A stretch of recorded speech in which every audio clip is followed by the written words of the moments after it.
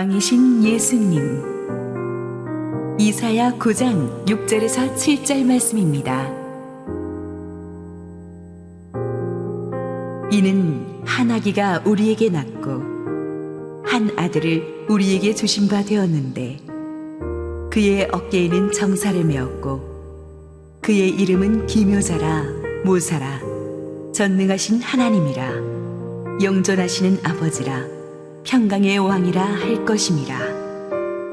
그 정사와 평강의 더함이 무궁하며 또 다윗의 왕자와 그의 나라에 군림하여 그 나라를 굳게 세우고 지금 이후로 영원히 정의와 공의로 그것을 보존하실 것이라. 만군의 여호와의 열심히 이를 이루시리라.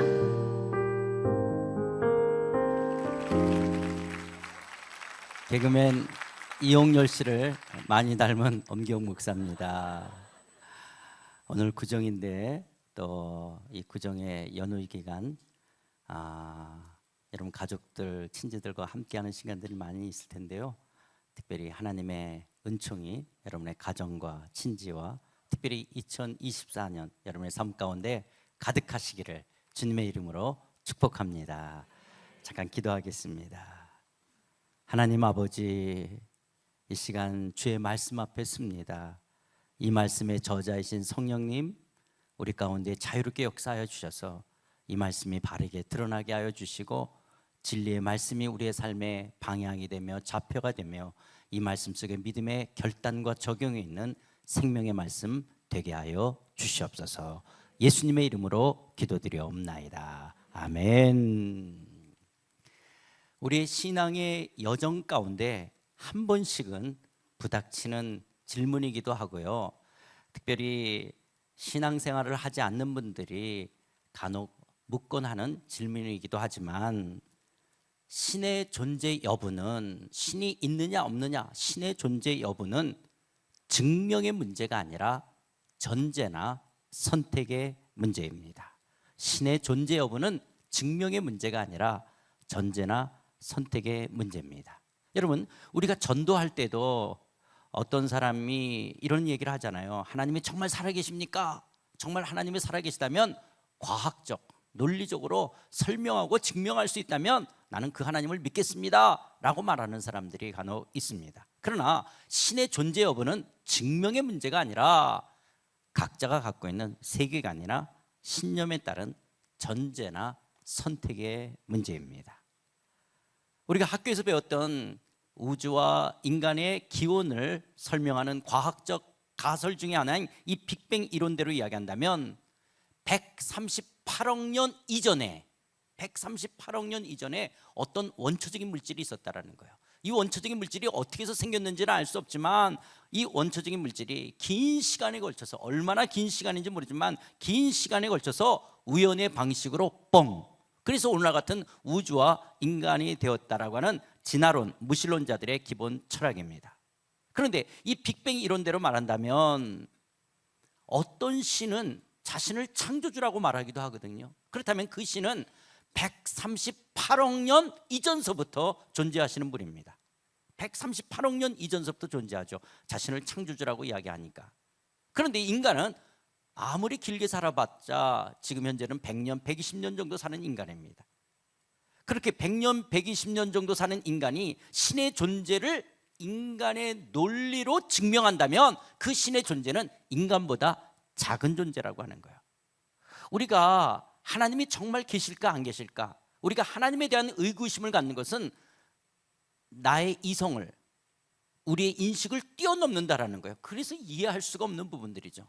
만약에 하나님이 내 머릿속에 쏙쏙쏙 다 이해가 되어진다, 하나 의심과 갈등이 생길 게 없다, 그러면 그 하나님은 어쩌면 나보다 작은 존재일 수 있습니다. 마치 우리가 장기나 바둑을 둘 때 상대방 수가 다 읽힌다? 그 사람은 나보다 못 두는 사람이에요. 근데 상대방 수가 읽어지지가 않는 거예요. 왜 이 사람이 이렇게 두는지를 모르겠어요. 그 사람이 나보다 잘 두는 고수이기 때문에 그렇습니다. 우리가 하나님에 대해서 잘 모를 수 있는 질문이 있는 것은 하나님이 나보다 크신 분이기 때문에 그렇습니다. 그런데 이 과학 만능주의, 과학에 대한 왜곡된 생각을 하는 오늘 이 시대, 이 과학주의 시대 속에서 과학으로 설명되고 증명된 것만을 팩트로 받아들이려고 합니다. 그러나 과학이 사실 모든 것을 다 설명할 수는 없습니다. 아인슈타인은 이렇게 말합니다. 과학과 종교는 대립하는 것이 아니다. 과학이 없는 종교는 소경 같고 종교가 없는 과학은 절름발이와 같다라고 말합니다. 종교와 과학은 양립되는 것이 아니라 보완적 관계라고 하는 거예요. 다시 한번 읽어볼까요? 과학과 종교는 대립하는 것이 아니다. 과학이 없는 종교는 소경 같고 종교가 없는 과학은 절름발이와 같다라는 거예요. 그래서 종교와 과학은 양립되는 것이 아니라 무슨 관계라고요? 보완적 관계라는 거예요. 양자역학의 선주자였던 베르너 하이젠베크는 또 이렇게 말합니다. 자연과학이라는 잔을 한 모금 마시면 당신은 무신론자가 될 것이지만 그 잔 밑바닥에서 하나님은 당신을 기다리고 계신다. 너무 멋있는 말을 하는 것 같아요. 이렇게 똑똑한 과학자가 어떻게 이렇게 멋있는 말을 하죠? 자연과학이라는 잔을 한 모금 마시면 당신은 무신론자가 될 것이지만 그 잔 밑바닥에서 하나님은 당신을 기다리고 계신다. 물론 과학은 세상을 이해하는 아주 중요한 양식 중에 하나입니다. 그러나 과학이 인간과 우주에 대한 모든 것을 다 설명해 주지는 못합니다. 왜냐하면 과학은 눈에 보이는 것을 설명한다면 종교는 눈에 보이지 않는 것을 설명하기 때문에 그렇습니다. 그래서 각자가 갖고 있는 세계관이나 신념에 따라서 나는 신이 없다라고 생각해. 신은 없어. 우리는 이런 사람들을 무신론자라고 하고요. 아니야, 신은 있어 라고 신이 있다를 선택하는 사람들을 우리는 유신론자라고 말합니다. 여러분, 우리 기독교인들도 어느 날 누군가가 예수 믿으세요, 교회 나오세요, 우리가 전도를 받을 때 거절할 수도 있었습니다. 또 반면에 내가 믿겠다라고 선택할 수 있는 거예요. 믿겠다라고 내가 갖고 있는 세계관이나 내가 갖고 있는 어떤 신념에 따라서 내가 믿겠다라고 내가 선택하는 거예요. 그러나 신앙생활을 하다 보면 그때 내가 믿겠다라고 한 그 선택의 믿음 또한 하나님께서 주신 은혜의 선물이었다는 것을 우리가 나중에 알게 되어지죠. 나중에 알게 되어집니다. 왜냐하면 성령이 아니고서는 영적인 것을 분별할 수가 없기 때문에 그렇습니다. 자, 신이 있다를 선택한 사람들, 유신론자들이죠. 그런데 그 신을 두 부류로 나눌 수 있습니다. 신이 있다 할 때 그 신들을 두 부류로 나누면 어떤 신들이 있냐? 첫 번째는 인간과 소통하지도 않고 소통할 수 없는 신들이 있습니다. 인간하고 소통하지도 않고 소통할 수 없는 신들이 있고요. 두 번째는 인간과 소통하는 신이 있습니다. 그러면 인간과 소통하지도 않고 소통할 수 없는 신, 대표적인 신들이 누구냐? 불교와 도교의 신들은 인간과 소통하지 않습니다. 불교와 도교를 믿는 분들, 그분들은 신과 소통하지 않아요. 신이 아무 말도 하지 않습니다.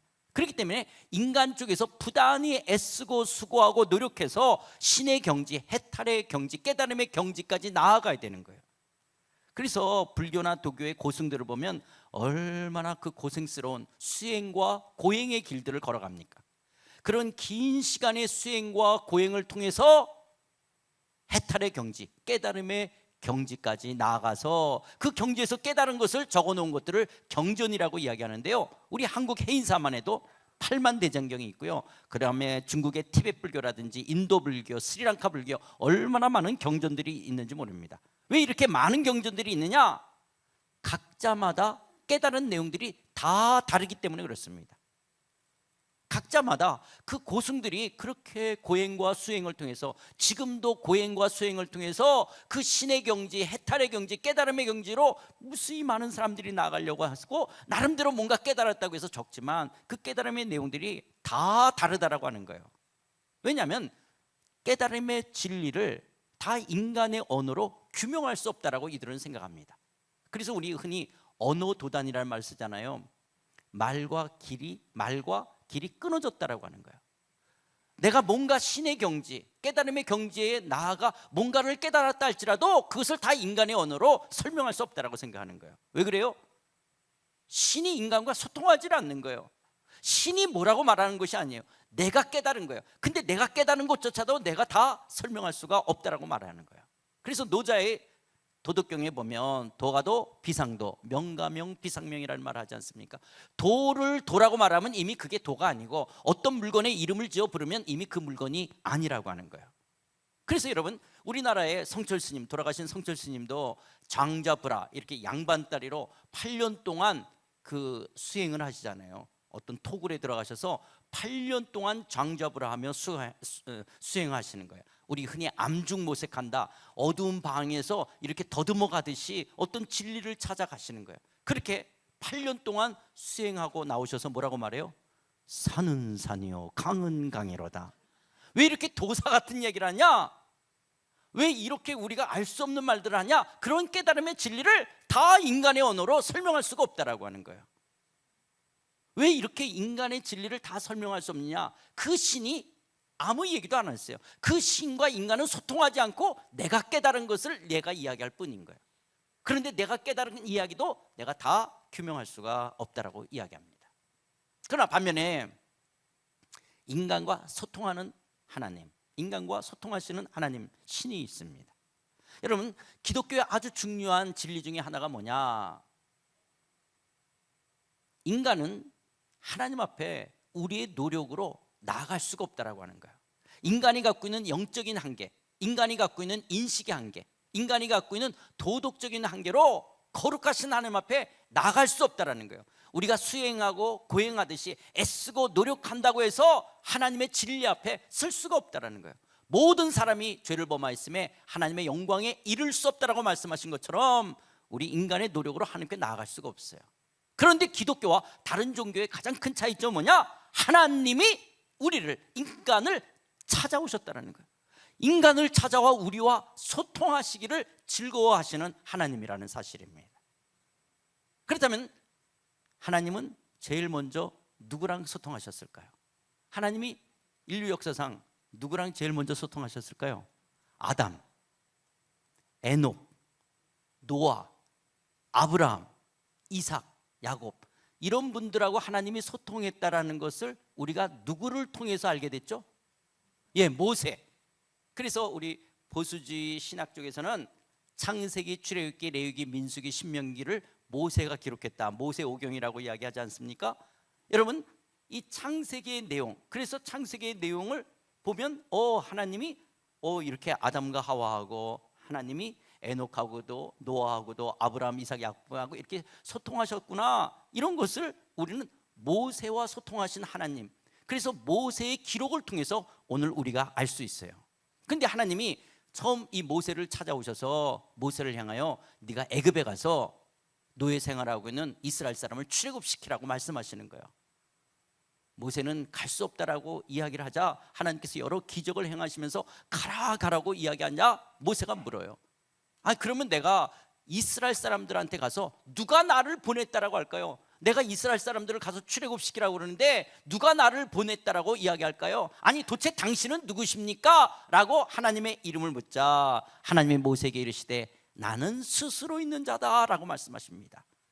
여호와, 야훼, 하나님의 이름을 나는 스스로 있다. 여기 나는 스스로 있다라는 것이 자존, 이렇게 스스로 이렇게 생겼다라는 그런 뜻이 아니라 헬라어로 에고에이미, 나는 나다라는 뜻이에요. 나는 나다, 이게 여호와, 야훼라는 하나님의 이름의 뜻입니다. 그런데 하나님의 이름이 히브리어로 현재형으로도 사용되지만 미래형으로도 표현되어져요. 미래형으로 이야기할 때 I will be that I will be, 내가 되고자 하는 나, 내가 앞으로 누구인지를 드러내는 것을 통해서 내가 누군지를 알게 될 나는 나다, 이게 여호와, 야훼, 하나님의 이름의 뜻입니다. 그런데 하나님이 누구를 통해서 나를 드러내냐? 하나님이 당신을 드러낼겠다라고 이야기하시는데 그 드러낸 것을 통해서 나를 알게 될 나는 나다라고 말씀하시는 그 하나님이 누구를 통해서 당신을 드러내냐? 하나님이 이스라엘 민족과 먼저 소통하시겠다는 거예요. 인류 가운데 여러 민족들이 있는데 여러 민족 가운데 특별히 하나님이 이스라엘 민족을 찾아와 이스라엘 민족과 소통하시겠다는 거예요. 아니, 왜 하나님이 하고 많은 민족 중에 우리 한국 민족하고 좀 먼저 소통하시지, 하나님이 제일 먼저 누구랑 소통하시겠다는 거예요? 이스라엘과 소통하시겠다는 거예요. 그 왜 이스라엘이냐? 여러분, 요즘에는 그런 분 엿장수가 없지만 옛날에는 저희 어렸을 때 엿장수가 있었어요. 그래서 엿장수가 이렇게 자기 왔다고 가위질을 철컥철컥 하면서 가면 고물 같은 거 갖다 주고 엿을 바꿔 먹었거든요. 여러분, 엿장수가 가위질을 몇 번 하죠? 예, 엿장수 마음대로. 예, 아마 요즘 젊은 사람들은 그게 무슨 말인가 그럴 거예요. 이 엿장수가 가위질을 엿장수 마음대로 하는 것처럼 하나님이 이 역사 속에서 왜 이스라엘 민족과 제일 먼저 소통하냐? 그건 우리가 알 수 없는 하나님의 주권과 하나님의 섭리 속에서 이루어진 거예요. 그런데 하나님이 제일 먼저 이스라엘 민족과 소통하셨을 때 이스라엘은요, 애굽에서 노예 생활하는 아주 형편없는 민족이었댔어요. 그리고 남자아이들이 나면 다 죽여야 되는 종족 살상이라고 하는 절체절명의 위기에 놓였던 민족이었어요. 정말 가장 변변치 못한, 가장 만물의 찌꺼기와 같은 민족이 이스라엘이었어요. 지금이야 이스라엘이 뭐 경제적으로 과학적으로 굉장히 선진국이지만 이때 당시는 형편없는 민족이에요. 그런데 하나님께서 이런 형편없는 변변치 못한 이 민족을 하나님이 찾아와 이스라엘과 소통하시면서 당신이 내가 누구인지를 드러내겠다라는 거예요. 그렇게 하나님께서 이스라엘 민족을 먼저 택하신 이유를 신명기 7장 7절을 통해서 말씀하시는데, 너희가 다른 민족보다 수요가 많기 때문이 아니라 너희는 오히려 모든 민족 중에 가장 적다. 단순히 숫자적으로만 적은 것이 아니라 가장 낮은, 가장 별 볼 일 없는 민족이 이스라엘 민족이었어요. 여러분, 이런 이스라엘 민족과 하나님이 제일 먼저 소통하셨다라고 하는 것이 우리에게 얼마나 은혜가 되는지도 모릅니다. 왜냐하면요, 가장 미천했던 이스라엘과 소통하셨던 그 하나님께서 나 같은 사람, 때로는 나도 미천하고 나도 가진 것이 없고 배운 것이 없을 수 있고 나도 사회적으로나 또 심지어 하나님 앞에서 더럽고 추한 죄인 같은 나 같은 사람에게도 찾아와 소통해 주신다는 사실이 얼마나 놀라운 은혜입니까? 이렇게 하나님께서는 이스라엘 민족을 택하셔서 이스라엘과 소통하시면서 당신이 누구인지를 드러내고 계셨어요. 그러면서 하나님의 뜻이 무엇인지, 하나님이 인류를 이 죄 가운데서 어떻게 인류를 구원해 가려고 하는지 하나님의 뜻을, 하나님의 구원을 이스라엘 사람들과 소통하시면서 당신이 계시하시는, 드러내셨어요. 자, 그러다 보니까 하나님께서 이스라엘과 소통하시면서 당신의 뜻을 드러내 보이시고 하나님 당신이 누구인지를 나타내 보이시고, 그렇게 하나님이 누구인지를 이스라엘 역사 속에서 나타내 보인 것을 이렇게 기록하도록 했고, 그 기록한 것을 텍스트화해서 오늘 우리가 구약 성경이라는 것을 갖고 있는 거예요. 우리가 그래서 오늘 우리는 구약 성경을 통해서 하나님과 소통할 수 있는데, 우리가 그런 구약 성경을 읽다 보면 이스라엘 역사가 나와요, 안 나와요? 그래서 어떤 사람들은 이렇게 질문하는 거예요. 왜 기독교는 남의 나라 국사책을 읽으면서 그걸 경전이라고, 그걸 성경책이라고 믿냐? 그거 이해가 안 된다라고 말하시는 분이 있죠. 또 우리들 가운데도 그런 질문이 있을 거예요. 왜 기독교는 남의 나라 국사책을 읽을까? 여러분, 우리가 구약 성경을 보면 이스라엘 역사가 나오니까 그렇죠. 그러나 역사의 기록의 관점은 전혀 다릅니다. 지금 저게 팔레스타인 이스라엘은요, 그 국사책에는 왕 중심의 왕의 사관으로 기록되어 있죠. 왕이 업적이나 그리고 그 업적이 영토나 나라를 부강시켰다면 그 중심으로 기록하고 있어요. 그러나 성경은 하나님이 누군지, 이스라엘 역사 속에서 하나님 당신이 누구인지를 계시하신 그것을 기록하고 있는 거예요. 하나님이 누구신지, 하나님이 어떤 뜻으로 이 인류 역사를 이끌어 가시려고 하시는지, 하나님 당신을 드러내시는 것을 기록하고 있다라고 하는 거예요. 그래서 역사가 나오는 건 사실이지만은 관점은 전혀 다르다라고 하는 것입니다. 그래서 이스라엘 그 국사책에 보면은 다윗 왕국에 대해서, 솔로몬 왕국에 대해서 크게 다루고요, 오므리 왕조도 크게 다룹니다. 오므리 왕조 때 나라가 굉장히 부강하거든요. 그러나 성경은 오므리 왕조에 대해서는 별로 이야기하지 않아요. 왜냐하면 오므리는 하나님 앞에 우상을 섬겼던 악한 왕이었기 때문에 하나님께서는 오므리 왕조를 통해서 말씀하신 것은 없다라고 하는 거예요. 그래서 하나님이 제일 먼저 이스라엘과 소통하셨기 때문에 우리가 이스라엘의 역사, 그래서 역사가 성경책에 있지만 성경의 내용의 관점은 전혀 다르다. 그래서 우리는 구약 성경을 통해서 나와 소통하시는 그 하나님을 통해서 오늘 우리는 뭘 깼냐? 아, 하나님이 이런 분이시구나, 하나님의 뜻은 여기에 있구나, 이런 것을 우리는 구약 성경을 통해서 우리는 알 수가 있는 거예요. 그러면서 하나님께서는 이스라엘 민족을 열방 가운데 제사장 나라가 되기를 원하셨어요. 하나님께서는 이스라엘 민족이 열방 가운데 이상적인 국가가 되기를 원하셨어요. 왜 그러냐면 비록 눈에 보이는 왕이 없다 할지라도 하나님의 사랑과 하나님의 공의와 정의를 담은 율법을 지킴으로 말미암아 질서가 있는 이상적인 국가가 되기를 원하셨어요. 그래서 이방인들이 이런 이스라엘을 바라보고 하나님만이 참되신 하나님이시구나. 그래서 열방의 제사장이 되어 이스라엘 사람들을 통해서 열방의 모든 사람들이 하나님을 믿기를 원했던 거예요. 그런데 이스라엘 사람들이 가나안 땅에 들어가서 도리어 가나안의 문화와 종교와 섞이고 혼합되고 동화되어져서 하나님의 백성이라는 정체성까지 상실해버리게 되어집니다. 아니, 하나님께서는 이 이스라엘 민족과 소통하시면서 당신을 드러내시고 더 나아가 이스라엘 민족이 열방의 제사장 나라가 되어 열방 가운데 하나님만이 참되신 하나님이신 것을 나타내기를 원했는데 도리어 이들이 가나안 종교에 섞이고 혼합하고 동화되어지는 거예요. 그러면 이스라엘 사람들이 왜 이런 죄 가운데 빠지게 되어지냐?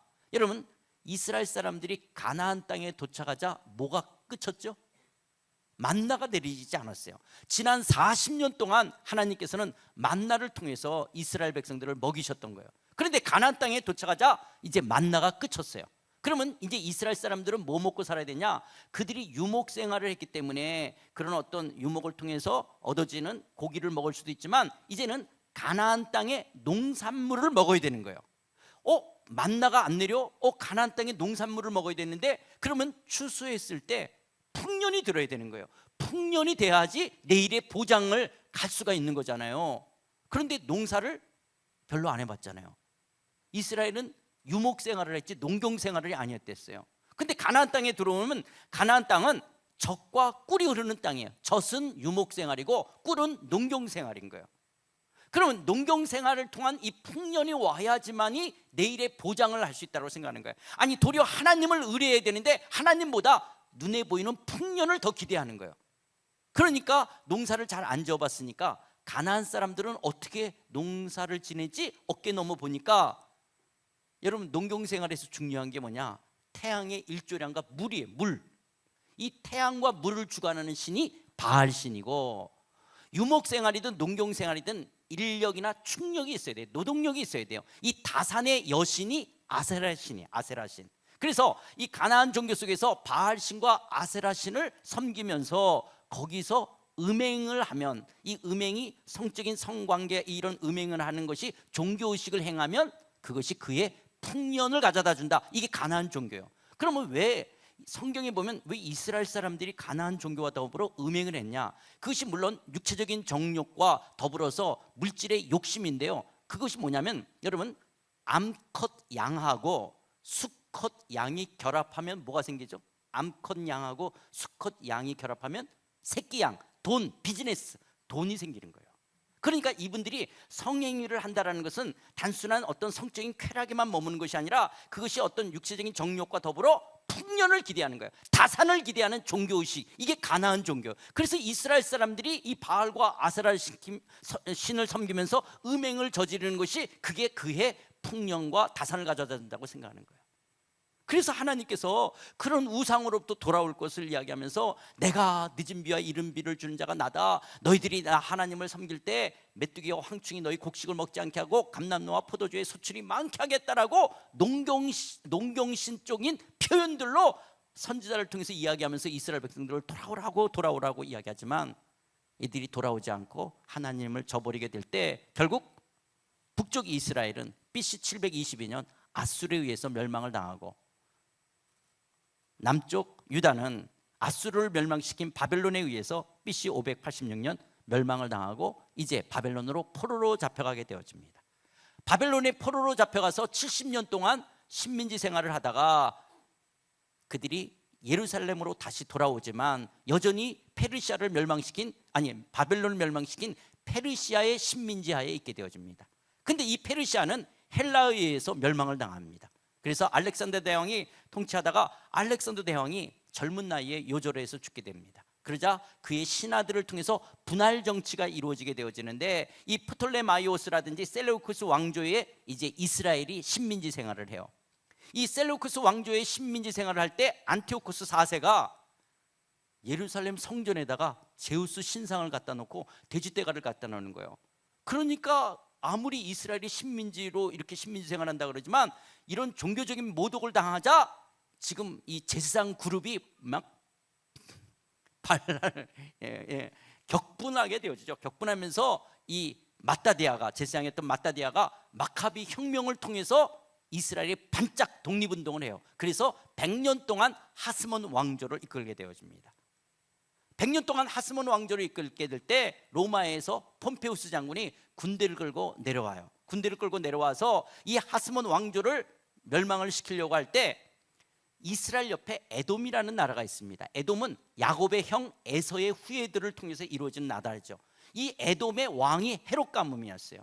근데 이 헤롯 가문의 안티파터 2세가 이 폼페우스 장군을 도와줘서 이스라엘 하스몬 왕조를 멸망하도록 하게끔 하거든요. 그러니까 폼페우스가 떠나면서 안티파터 2세에게 야, 너 에돔만 다스리지 말고 앞으로 이스라엘도 네가 왕 노릇해 라고 집정관으로 세우게 되어집니다. 그러면서 시간이 흘러서 로마의 삼도 정치에 의해서 이 팔레스타인 쪽과 이집트 쪽은 안토니우스가 다스렸어요. 그때 당시 이제 이집트의 왕이 클레오파트라였고 로마 쪽은 옥타비아누스가 다스리고 있었습니다.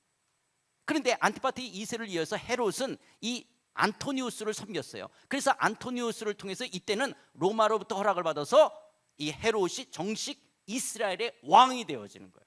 그래서 헤롯은 원래 에돔 사람인데 이 안토니우스를 통해서 이스라엘의 왕으로 이제 즉위하게 되어지죠. 왕이 되어져 있었어요. 그런데 이 안토니우스하고 옥타비아누스가 싸움이 붙은 거예요. 싸움이 붙으면서 악티움 해전에서 싸움 속에 안토니우스가 지죠. 그리고 안토니우스는 자결해서 죽어요. 이제 옥타비아누스가 천하를 통일하게 되어집니다. 그러자 로마의 원로원에서 옥타비아누스 이름을 아우구스투스라고 이름을 바꾸면서 로마의 제1대 황제로 등급하는 거예요. 이때 당시 로마의 황제가 되는 거는 신과 같이 여겨지는 거예요. 신처럼 여겨지는 거예요. 천하를 호령하면서 팍스 로마나, 칼과 힘으로 세상에 어떤 평화를 주겠다라고 하는 이 팍스 로마나의 기초를 두면서 신과 같이 여겨질 때 아우구스투스가 로마의 식민지하에 있는 나라의 사람들 인구가 얼마가 되는지 호족하라고 명령을 하는 거예요. 이게 성경에 보면 그때 가이사 아구스토가 이 옥타비아누스 아우구스투스죠. 아우구스투스가 영을 내려 천하로 다 호족하라고 했으니까 자, 이스라엘도 이제 지금 로마의 식민지하에 있으니까 호족하러 가야 되죠. 그래서 갈릴리에 마리아와 요셉이 약혼한 관계로 있었습니다. 천사가 와서 마리아에게 네가 아들을 낳을 것이라고 예언의 말씀이 있었어요. 이들이 호족하기 위해서 남쪽 유다 베들레헴에 오게 됐을 때 지금은 세상은 아우구스투스가 세상을 호령하며 신과 같이 여겨진 이때 당시 아니야! 내가 왕이야! 하고 예수님이 이 땅에 태어나는 거예요.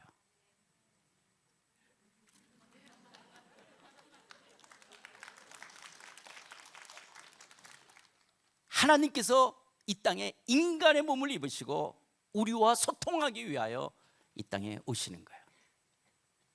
예수님은 크리스마스 때 평화의 상징으로 그냥 밀랍 인형으로 백화점이나 상점에 만들어진 그런 아기 예수 거기에 머는 것이 아니라 예수님이 인간과 소통하기 위해서 인간의 몸을 입기 위해 아기 예수로 오셨지만 예수님은 왕으로 오신 예수님이에요. 예수님은 왕이십니다. 예수님이 이 땅에 오셨다는 사실은 역사적인 사실이라고 하는 거예요.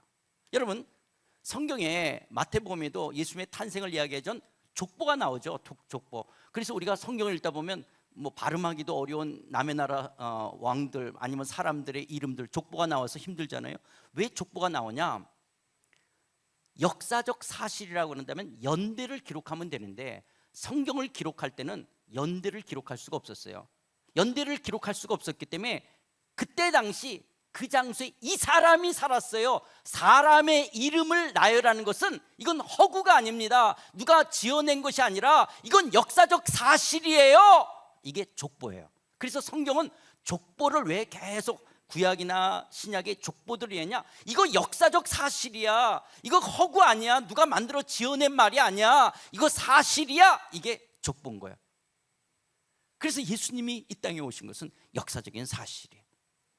예수님이 오실 때 천사가 마리아에게 뭐라고 예언합니까? 주 하나님께서 그 조상 다윗의 왕위를 그에게 주시니 영원히 야곱의 집을 왕으로 다스릴 것이며 그 나라가 무궁하리라. 예수가 왕이 돼서 다스리는 그 나라는 무궁할 것을 말씀하십니다. 예레미야 선지자를 통해서도 내가 다윗에게 한 의로운 가지를 이룰 것이라. 그가 왕이 되어 지혜롭게 다스리며 그의 이름은 여호와 우리의 공이라 일컬음을 받으리라 말씀합니다. 그리고 오늘 읽었던 본문 속에서도 예수님이 탄생하시기 전 700년 전에 다윗의 왕자와 그의 나라에 군림하여 그 나라를 굳게 세우고 지금 이후로 영원히 정의와 공의로 그것을 보존할 것이라. 만군의 여호와의 열심히 이를 이루시리라.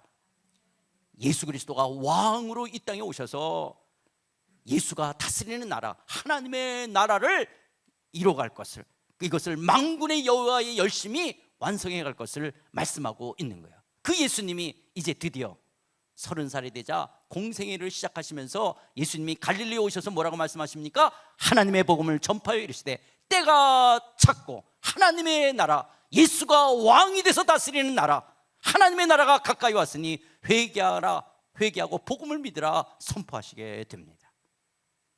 그러면서 예수님께서는 하나님의 나라가 무엇인지, 하나님이 어떤 분이신지, 하나님 나라의 백성은 어떤 삶을 살아가야 되는지를 말씀하신 것을 기록하고 그것을 텍스트화해서 우리가 신약 성경이라는 것을 갖고 있는 거예요.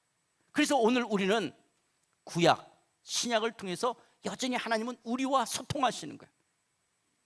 그때 당시는 1차적인 것은 이스라엘 백성으로, 그리고 예수님이 인간의 몸을 입고 오셔서 당신을 드러내시는 것을 통해서 그것을 말씀하셨다면, 그렇게 소통하셨다면 이제 기록되어진 말씀을 통해서 하나님은 오늘 우리와 소통하기를 원하십니다. 그렇다면 6절에 보면 한 아들을 우리에게 주신 바 됐다. 하나님께서 우리와 소통하기 위해서 당신의 아들을 주셨다라고 하는 거예요. 하나님의 심장을 꺼내신 거예요. 나와 소통하기 위해서. 왕이신 예수님이 이 땅에 오셨다라는 것은 격과 질에 있어서 맞지가 않아요. 아니 어떻게 하나님이 낮고 천한 이 땅에 오실 수가 있어요? 아니 거룩하신 하나님이 어떻게 나 같은 죄인을 소통하기 위해서 인간의 몸을 입고 오실 수가 있어요? 그런데 하나님은 우리와 소통하시기를 즐거워하셨다라고 하시는 것입니다. 그런데 요즘 우리는 말씀과 기도로 주님과 깊게 소통하십니까? 도리어 바쁘다라고 무관심하거나 주님과의 교제를 잊고 있지는 않습니까? 때로는 정치에 관계된 사람들을 더 알려고, 그분들을 더 만나려고 소통을 하려고 하고, 회사에서 상사들과 더 소통하려고는 하고 교제하려고 하지, 정말 진정한 왕 되신 이 주님과의 소통을 소홀히 하고 있지는 않습니까? 우리가 흔히 가정 문제, 부부간의 문제, 직장의 문제를 이야기할 때 소통의 부재라는 말을 쓰지 않습니까? 어쩌면 나의 영적인 문제, 주님과의 소통의 부재는 아닌지요. 우리가 하나님과 소통할 수 있다는 것이 얼마나 놀라운 특권입니까? 하나님은 성령 안에서 우리가 말씀과 기도로 소통하기를 원하고 계십니다. 그런데 그분의 어깨에는 정사를 메웠다고 말합니다. 정사라는 것은 통치권, 왕권을 가지시고 온 우주 만물과 온 세상 모든 사람을 다스리신다라고 하는 거예요. 우리가 지금 눈에 보이는 이 지구촌, 그래서 미국이든 한국이든 이런 정치적 상황, 경제적인 상황, 그리고 기후 문제의 이 상황들 속에서 이 지구촌이 마치 인간이 이렇게 인간의 역사를 주관하는 것처럼 보이지만, 사실 그 배후 속에서는 하나님이, 예수가 왕권, 통치권을 가지시고 하나님의 나라를 이뤄가고 계신 줄 믿습니다. 이 지구촌의 역사를 하나님이 손에 쥐시고 하나님이 다스려 가시는 줄 믿습니다. 뿐만 아니라 하나님의 열심은 이 지구촌을 통해서 미래적 하나님 나라를 이뤄갈 뿐만 아니라 우리의 인생, 나의 삶에도 찾아오셔서 우리를 다스려 주시는 분입니다. 그분의 어깨 위에 내 인생이 올려져 있다는 거예요. 내 삶도, 나의 가정도, 나의 진로와 계획도, 나의 직장생활, 2024년도도 예수님의 어깨 위에서 주께서 우리의 인생을, 여러분의 삶을 다스려가고 계신 줄 믿습니다. 여러분의 어깨, 예수님의 어깨, 여러분의 어깨가 아니라 예수님의 어깨, 나의 죄와 허물이, 나의 아픔과 눈물이, 나의 무거운 짐과 나의 형편과 처지를 올려놓으십시오. 주께서 여러분의 삶을 다스려줄 줄 믿습니다. 그런데 그분의 이름이 뭐예요? 그분의 이름이 기묘자라, 모사라, 전능하신 하나님이라, 영존하신 아버지라, 평강의 왕이라고 말합니다. 우리가 말씀과 기도로 주님과 소통하면 소통할수록, 그 주님을 경험하면 경험할수록 예수님이 내 인생에 얼마나 놀라운 분이신지, 아니 어떻게 나 같은 죄인을 위하여 십자가에서 죽을 수 있고 그 부활하신 주님이 내 안에 성령으로 내주할 수 있다는 게, 이게 얼마나 놀라운 것이에요. 아니 어떻게 창조주가 당신이 만든 피조물 속에 내주할 수가 있겠어요? 이런 놀라우신 분이 운물가의 여인에게 찾아오시기도 하시고 삭개오의 삶에 찾아오셔서 위로자, 상담자가 되어주신 것처럼 내 인생에 찾아와 나의 위로자가 되어주시고, 풍랑이는 바다, 제자들이 힘겹게 노를 저어갈 때 그 풍랑이는 바다에 찾아와 잔잔하라 말씀하신 그 전능하신 하나님이 오늘도 내 아픔과 내 문제들 속에 찾아와 잔잔하라고 말씀하시는 전능하신 하나님이 되지 않습니까? 그리고 우리 가운데 성령을 보내셔서 그 하나님을 아바 아버지라고 말할 수 있는, 그래서 그 하나님이, 그 주님이 내 삶에 영존하시는 아버지가 되시고 세상이 줄 수 없는 평화, 평강의 왕으로 오늘도 우리 안에 내주하시는 그 주님, 우리가 그 주님을 경험해가는 것을 우리 신앙생활이라고 말하고 있지 않습니까? 그런데 다윗의 왕자와 그의 나라에 군림하여 그 나라를 굳게 세우시라, 만군의 여호와의 열심히 이뤄갈 이 미래적 하나님의 나라, 하나님께서 반드시 이 지구촌의 마지막 미래적 하나님 나라를 하나님은 완성시킬 줄 믿습니다. 그렇다면 내 인생의 진정한 왕은 누구입니까? 누가 내 인생의 진정한 왕입니까? 혹시 내가 내 인생의 왕이라고 생각하고 있지는 않습니까? 내 뱃속에서 나온 내 새끼라고 자녀들을 내가 왕처럼 모시고 있지는 않습니까? 때로는 돈이 내 인생의 왕, 정력이 내 인생의 왕 노릇하고 있지는 않습니까? 내 삶의 진정한 왕은 누굽니까? 주님만이 이 지구촌을 다스리시는 진정한 왕이십니다. 주님만이 이 나라를, 이 민족을 다스리십니다. 주님만이 우리의 교회를, 주님만이 내 삶을, 우리의 가정을, 내 일터를 다스리시는 왕이십니다. 그래서 어떤 사람은 이렇게 말합니다. 만일 내 방에 소크라테스가 들어온다면 나는 일어나 경의를 표할 것입니다. 그러나 예수 그리스도께서 내 방에 들어오신다면 나는 엎드려 절할 것입니다. 요즘 이런 왕 되신 주님과 깊게 교제하고 계십니까? 그 왕 되신 주님을 삶 속에서 경험하고 계십니까? 여러분의 삶의 진정한 왕은 누구십니까? 기도하시겠습니다. 하나님, 내 삶의 진정한 왕, 오직 예수님만이 내 삶의 주인이며 왕이심을 고백합니다. 내가 그리스도와 함께 십자가에 못 박혀 죽였고 이제는 내가 사는 것이 아니라 내 안에 사시는 주님이 내 삶의 왕이심을 고백합니다. 주님만 예배합니다. 주님만 존귀하게 여깁니다. 주님만 의뢰하며 주님만 신뢰하며 주님의 다스림에 순종하는 삶 살아가겠습니다. 주님 삶 속에서 이제 말씀과 기도로 주님과 교제할 때마다 주님을 더 누려가게 하여 주셔서 내 삶에 놀랍고 위로자가 전능하신 하나님, 영존하신 아버지, 평강의 왕 되신 주님을 우리의 삶 속에 깊게 체험하며 하나님 나라의 영광스러운 백성으로 이 시대에 이 세상과 동화되고 우리의 신앙이 이 세상과 섞이고, 그래서 마침내 우리의 신앙을 저버리는 그런 어리석은 자가 아니라 이 시대를 거슬러 올라가 하나님의 나라의 영광스러운 백성으로서의 이 아이덴티티, 정체성을 갖고 하나님의 나라의 하나님의 뜻을 이루는 하나님의 백성으로 살아갈 수 있도록 우리 모두를 축복해 주시옵소서. 예수님의 이름으로 기도드리옵나이다. 아멘.